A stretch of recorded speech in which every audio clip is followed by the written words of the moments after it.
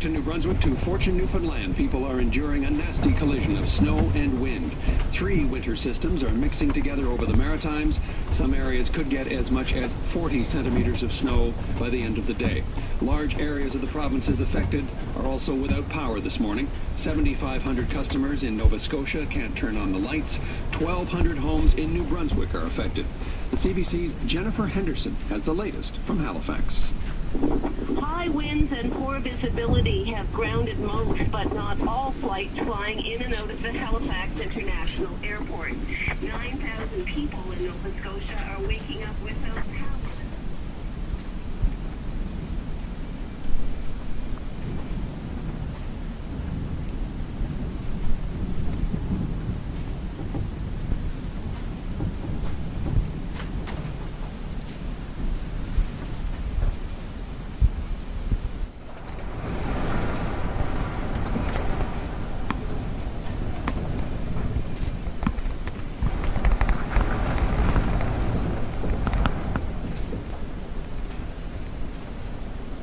We're going to check in with weather person Kayla Mitchell in just a moment, but first let's go to the CBC News desk this morning. Ryan Pierce has headlines for us. Thanks, Doug. We'll start with power outage totals. Right now, 6,500 customers are out in Nova Scotia. The utility still hopes to fix all that by 11. 1,200 customers in New Brunswick also being told to expect power back later this morning, and most flights are grounded at the Halifax Airport.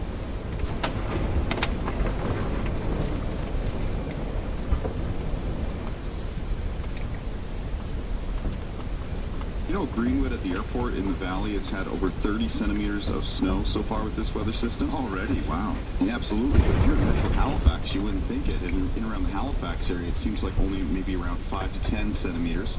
But what's happening, Doug, is we have a very fine, light, icy snow.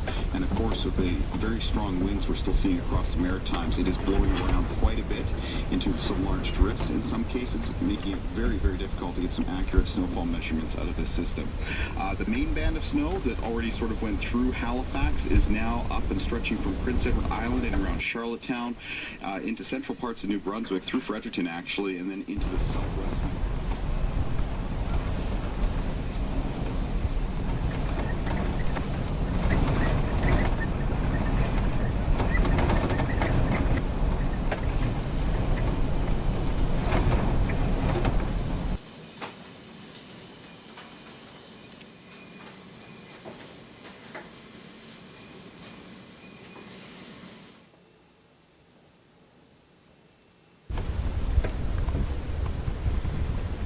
I'd say we're probably looking at some additional amounts, some general additional amounts of 5 to 15 centimeters as we move throughout Saturday and in towards Sunday morning. And that should bring some totals up across much of Nova Scotia to that 20 to 40 centimeter range. Though again, because it's blowing around so much, it's going to be very, very difficult to get some accurate measurements. And same thing goes for Prince Edward Island and southern parts of New Brunswick. Winds at their strongest so far in Nova Scotia, near parts of the coastline. Backrel Point reporting the strongest wind in the province so far, an east-northeast peak wind of 128 kilometers an hour.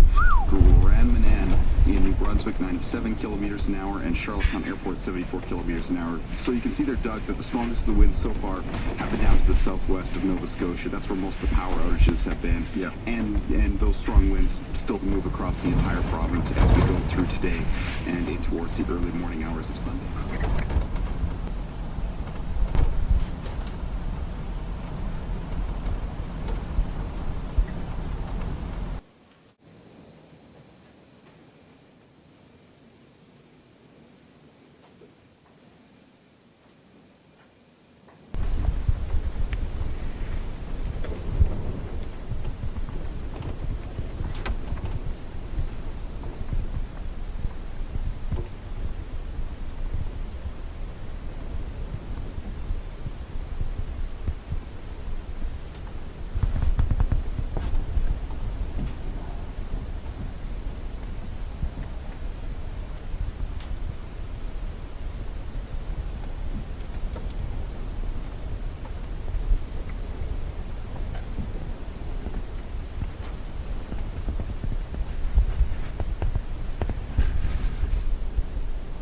Remain on the strong side or very strong side throughout the day today.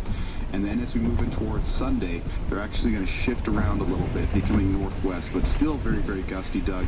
Overall, it's going to be a very windy weekend here in through the Maritimes, and that means we'll likely see further periods of blowing snow throughout Saturday and maybe even on Sunday still. There you go. Quite a bit of drifting, a lot of shoveling in store for us in the next 24 hours or so. And difficult shoveling, too, because I've already received reports from people saying that basically the snow is blowing off their shovel as they're trying to move it off their driveways. Yeah. So it's almost like one step forward, two steps back. Exactly.